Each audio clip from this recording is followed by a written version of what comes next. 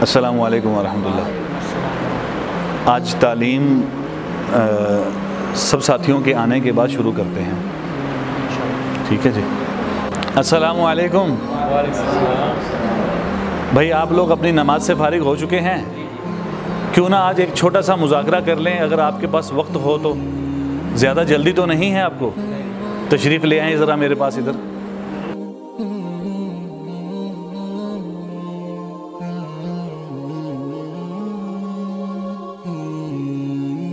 एक मर्तबा एक सहाबी मस्जिद नबवी के अंदर आते हैं और आकर नमाज अदा करते हैं। अल्लाह के नबी सल्लल्लाहु ताला अलैहि वसल्लम ने जब उनको नमाज पढ़ते हुए देखा तो जब वो नमाज से फारिग हुए तो आप सल्लल्लाहु ताला अलैहि वसल्लम ने उसको बुलाकर इरशाद फरमाया, कुम फसल्ली फ़इन्नका लम तुसल्ली, कि ए फलां खड़ा हो जा और नमाज पढ़ो इसलिए कि तुमने नमाज नहीं पढ़ी। तो कहने लगे कि हालांकि उसने तो नमाज अदा कर दी थी, लेकिन इसके बावजूद अल्लाह के नबी सल्लल्लाहु ताला अलैहि वसल्लम उसको ये फरमा रहे हैं, कुम फसल्ली फ़इन्नका लम तुसल्ली, कि उठो नमाज पढ़ो इसलिए कि आपने नमाज नहीं पढ़ी। तो वो सहाबी दोबारा से खड़े हुए और दोबारा नमाज अदा की। तो जब नमाज पूरी कर चुके तो फिर हुजूर पाक सल्लल्लाहु ताला अलैहि वसल्लम ने यही इरशाद फरमाया कि कुम फसल्ली फ़इन्नका लम तुसल्ली, कि उठो नमाज पढ़ो इसलिए कि तुमने नमाज नहीं पढ़ी। तीसरी मरतबा उन्होंने उसी तरह नमाज पढ़ी जैसे कि वो पहली मरतबा पढ़ चुके थे और दूसरी मरतबा पढ़ चुके थे। नमाज से फरागत पर हुजूर पाक सल्लल्लाहु ताला अलैहि वसल्लम ने फिर उनको यही इरशाद फरमाया कि कुम फसल्ली फ़इन्नका लम तुसल्ली, कि उठो नमाज पढ़ो इसलिए कि तुमने नमाज नहीं पढ़ी। तो वो कहने लगे कि या रसूल अल्लाह, मुझे तो जैसी नमाज आती थी मैं पढ़ चुका। तो फिर आप सल्लल्लाहु ताला अलैहि वसल्लम ने उसको नमाज पढ़ने का तरीका सिखलाया। तो उलमा फरमाते हैं कि उस सहाबी की नमाज के अंदर गलती और ख़ता क्या थी जिसकी वजह से उसकी पढ़ी हुई नमाज को आप सल्लल्लाहु अलैहि वसल्लम गोया कि ये फरमा रहे हैं कि तुमने नमाज नहीं पढ़ी। तो उलमा फरमाते हैं कि उनकी नमाज में गलती ये थी कि उनकी नमाज में तमानीनत नहीं थी। अब तमानीनत किसे बोलते हैं? यानी उनकी नमाज में सुकून नहीं था। अमूमी तौर पर हमारे मजमे में, हमारे नौजवान नमाजियों में और बूढ़े नमाजियों में, पक्के नमाजियों के अंदर एक ख़ता ऐसी है कि जो अमूमी तौर पर पाई जा रही है, वो ये कि वो रुकू से उठने के बाद जब क़ौमा में जाते हैं और सजदों के दरमियान जब जलसा करते हैं तो इन दो मौक़ों पर वो सुकून और तमानीनत इत्मीनान के साथ ये दो अरकान अदा नहीं करते, जिसकी वजह से उनकी नमाज नहीं होती।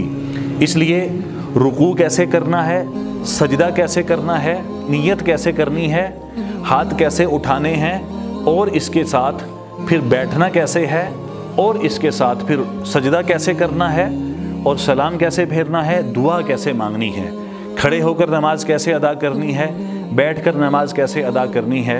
तो क्यों ना आज हम इज्तिमाई शक्ल में नमाज की अमली मशक़ का मुज़ाकरा कर लें ताकि सबको मालूम हो और सबको पता चल सके कि नमाज के अंदर कौन सी गलतियां हैं और किन चीज़ों का ख्याल रखना चाहिए। क्या ख्याल है आपका? क्यों भाई, मुज़ाकरा होना चाहिए? अल्लाह आपको जज़ाए खैर अता फरमाए, अल्लाह आपको खुश रखे, अल्लाह ताला आपके इस सीखने के अमल को कबूल फरमाए। देखें भाई, जब आप नमाज के लिए मस्जिद के अंदर आते हैं सबसे पहले तो अपने जिस्म को बिल्कुल रिलैक्स कर लें, यानी बिल्कुल आराम के साथ आराम से मस्जिद के अंदर दाखिल हों। ज़्यादा तेज़ चलने की, दौड़ने की ज़रूरत नहीं है, क्योंकि जमात की नमाज में एक रकत को हासिल करने के वास्ते जो लोग दौड़ते हैं इससे भी मना किया गया है, क्योंकि इससे बंदे का, इंसान का सांस फूल जाता है। तो वो सांस फूलने की वजह से नमाज के अंदर उसकी तवज्जो जो है वो फिर उसके अपने सांस की तरफ रहेगी, अपनी नमाज की तरफ उसकी तवज्जो नहीं रहेगी। लिहाजा जब भी आप नमाज के लिए आएँ तो उस वक़्त आप सबसे पहले तो अपने आप को सुकून में रखें और आने के बाद अपने शलवार को टखनों से ऊपर कर लें। और ये मुसलमान की शान है कि सिर्फ नमाज में बिलखुसूस, नमाज के बाहर बिलअमूम वो अपनी शलवार को टखनों से ऊपर रखता है।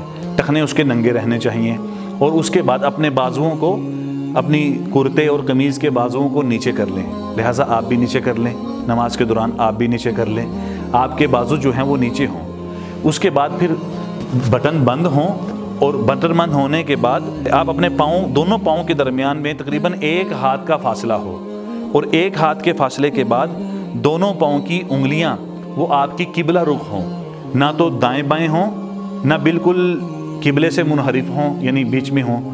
لہٰذا آپ کے پاؤں کی انگلیاں قبلہ رخ ہوں اور آپ بالکل سیدھے طریقے سے کھڑے ہوں، ٹھیک ہے، نہ زیادہ جھکے ہوئے ہوں اور نہ زیادہ آپ بالکل ایسے ٹائٹ ہوں۔ لہٰذا سینے کو چوڑا کر کے یا پھر جھک کر قیام کرنا منع ہے۔ تو آپ بالکل سیدھے طریقے سے کھڑے ہو کر اپنے دونوں ہاتھوں کو نیت کرنے کے بعد ایسے قبلہ کی طرف کریں گے کہ ہاتھ کانوں کی لو تک اگر پہنچ سکتے ہوں تو پہنچا لیں، لہٰذا یہاں جہاں تک جا سکتے ہوں، اور اس کو آپ کانوں کی لو تک ہاتھ لگانے کے لیے اپنے سر کو آگے کرنا بھی ضروری نہیں ہے۔ لہٰذا بہت سارے لوگ نیت اس طرح کرتے ہیں، یہ بھی مناسب نہیں، اور بہت سارے لوگ ہاتھ ایسے اوپر کر لیتے ہیں، تو یہ بھی ایک غیر مناسب ہے۔ سنت طریقہ کیا ہے کہ آپ اپنے دونوں ہاتھوں کے ایسے اٹھائیں اور سیدھا کر کے لے جائیں اور کانوں تک قریب کر کے جہاں تک جا سکتا ہو، اس کے بعد اپنے ہاتھوں کو ناف کے نیچے باندھ لیں۔ یہاں میں ایک بات عرض کر دوں، میں آپ کو احناف نے جو احادیث مبارکہ سے نماز کا طریقہ اخذ کیا ہے، میں آپ کے سامنے وہ طریقہ رکھ رہا ہوں۔ لہٰذا امام شافعی رحمۃ اللہ علیہ اور امام مالک رحمۃ اللہ علیہ، امام احمد بن حنبل رحمۃ اللہ علیہ کے نزدیک جو نماز کا طریقہ ہے، میں اس کا مذاکرہ نہیں کر رہا۔ میں امام ابو حنیفہ رحمۃ اللہ علیہ کے نزدیک جو نماز پڑھنے کا سنت طریقہ ہے، میں اس کا مذاکرہ آپ سے کر رہا ہوں، ٹھیک ہے۔ تو لہٰذا آپ اس چھوٹی انگلی اور انگوٹھے کے ساتھ آپ اپنے ہاتھ کی اس ہتھیلی کو اس پشت کے اوپر رکھنے کے بعد ہاتھ کو انگوٹھے اور چھوٹی انگلی کے ساتھ پکڑ لیں گے، اور ان 3 انگلیوں کو آپ اپنے بازو کے اوپر ایسے کلائی کے اوپر رکھ لیں گے اور ناف کے نیچے ایسے باندھ لیں گے۔ اس حالت میں، قیام کی حالت میں، آپ کی نگاہیں سجدے کی جگہ پر رہیں گی۔ یہ تھا ہمارا قیام۔ رکوع کرتے ہوئے آپ نے اپنے ہاتھوں کو دونوں ہاتھوں کے ساتھ دونوں گھٹنوں کو پکڑ لینا ہے، اور آپ کی سرین، کمر اور سر تینوں چیزیں برابر ہوں، لہٰذا ان دونوں ہاتھوں کے اندر خم بھی نہ ہو، جیسے ایسے بعض جھک جاتے ہیں، اور کمر جو ہے وہ ایسے اپنا آپ کا سر گردن جھکی ہوئی بھی نہ ہو، تینوں چیزیں ایسے برابر ہوں کہ مثال یہ دی جاتی ہے کہ اگر ایک پانی کا پیالہ آپ کی کمر پہ رکھا جائے تو وہ گر نہ سکے۔ تو یہ رکوع کا طریقہ ہے۔ رکوع کے بعد جب آپ سمیع اللہ لمن حمیدہ کہہ کر قوما کی طرف لوٹیں گے تو اطمینان کے ساتھ آپ وہاں کھڑے ہو جائیں، سانس لیں اور ربنا لک الحمد حمدن کثیرن طیبا مبارکن فیہ یہ پڑھیں۔ یہ پڑھنے کے بعد پھر آپ سجدے کے اندر جائیں گے۔ سجدہ میں جاتے ہوئے عمومی طور پر جو غلطیاں ہوتی ہیں وہ اس کی میں نشاندہی کر چکا ہوں۔ جیسا کہ سب سے پہلے تو آدمی سجدے میں جاتے ہوئے قوما سے تو جھک جاتا ہے ایسے، تو وہ گویا کہ ایک رکوع کی شکل بن جاتی ہے سجدے میں جاتے ہوئے۔ لہٰذا آپ اپنی کمر کو بالکل سیدھا زمین کی طرف نیچے لے کر آئیں گے، گھٹنوں کو فولڈ کریں گے جس سے آپ کی کمر اور آپ کا سینہ اور آپ کا سر جھکے بغیر بالکل سیدھا زمین کی طرف آئے گا، ٹھیک ہے۔ اس کے بعد سب سے پہلے زمین پر آپ لوگوں کے گھٹنوں کے بعد زمین کے اوپر ہاتھ رکھیں گے، پھر ہماری ناک، اس کے بعد پھر پیشانی، دونوں ہاتھوں کے درمیان فاصلہ کم ہوگا کہ یعنی آپ تھوڑا سا اس کا اندازہ ایسے لگا سکتے ہیں کہ فاصلہ اتنا ہو کہ دائیں بائیں کان کے نیچے ہمارے دایاں اور بایاں ہاتھ ہو، ٹھیک ہے۔ اور پھر اس دوران اپنے پیٹ کو اپنی رانوں سے جدا رکھیں گے، ٹھیک ہے۔ اور تیسرا، اس کے بعد اپنی کوہنیوں کو زمین سے اٹھا کر رکھیں گے، زمین کے ساتھ بچھا کر، جیسے جانور زمین کے ساتھ اپنی ٹانگوں کو رکھ دیتا ہے، اس طرح اپنے بازوؤں کو زمین کے اوپر بچھائیں گے نہیں، بلکہ اٹھا کر اپنے پیٹ کو رانوں سے جدا رکھ کے اتنا فاصلہ ہو کہ اگر ایک بکری کا چھوٹا بچہ درمیان سے گزرنا چاہے تو وہ گزر جائے، تو نوجوانوں کی طرح سجدہ ادا کیا جائے گا۔ سجدہ کرنے کا یہ طریقہ ہے۔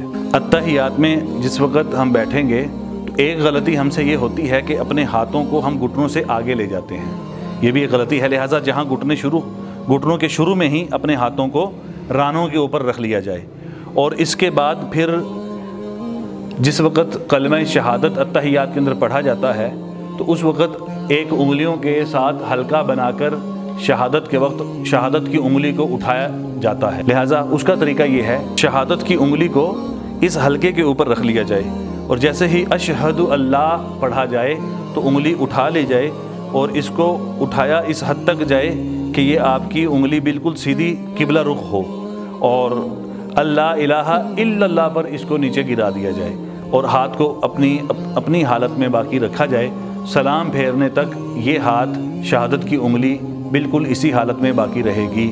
لہٰذا سلام پھیرنے کے لیے جب آپ اتحیات پڑھنے کے بعد درود شریف پڑھ لیں، درود شریف کے بعد دعائیں پڑھ لیں، تو دعائیں پڑھنے کے بعد السلام علیکم ورحمۃ اللہ، یعنی سلام پھیرنے کا طریقہ یہ ہے کہ آپ السلام علیکم ورحمۃ اللہ کہتے ہوئے اپنے چہرے کو موڑیں گے دائیں طرف، اور اس حد تک موڑیں گے کہ آپ کے رخسار یہ آپ کے پیچھے بیٹھے والے نمازیوں کو نظر آنے لگیں، اور اسی طرح دوسری طرف السلام علیکم ورحمۃ اللہ پڑھتے ہوئے آپ اپنا چہرہ بائیں طرف موڑیں گے اس حد تک کہ آپ کے بائیں رخسار پیچھے بیٹھے ہوئے نمازیوں کو نظر آ سکیں۔